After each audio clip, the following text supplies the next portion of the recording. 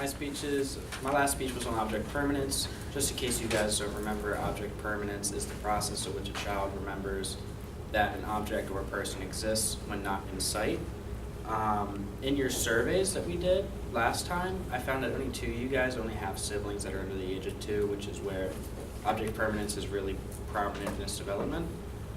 So I'm giving a speech on the benefits of learning about the process of object permanence and how to teach it to a child. So that if you have kids yourself or a niece or a nephew or anything like that, you guys are prepared for that. Yeah, this confused baby doesn't know where the object went. What's going on there?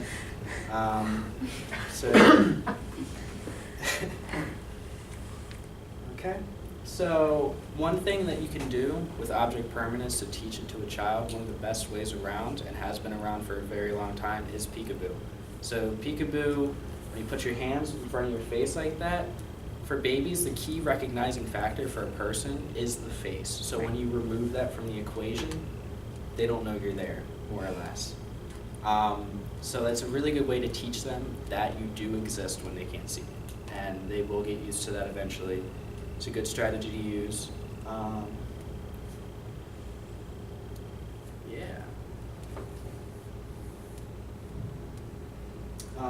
There are a lot of different toys and stuff out there for object permanence, like this one right here, where that's an apple, and then on the inside of the apple is a caterpillar, so they open it up and they find the caterpillar and pull it out. There's a whole bunch of different toys like that out there. Because it is such an important milestone, I think a lot of toys are actually built for that specific purpose. So if you were to have a child around that age, which is somewhere between 8 months and a year and a quarter, definitely invest in getting something of that nature. And also something like this right here, which is a very simple toy. You just stick the ball in the end, and then you open the drawer and pull it back out. So a child, once they stick that ball in there, early in their stages, before they have object permanence, they wouldn't recognize that the ball is still there. They'd drop it in the hole, it's gone.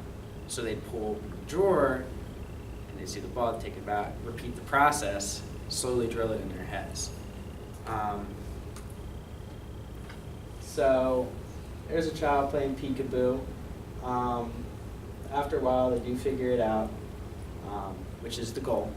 The goal is for them to figure it out eventually. When they do,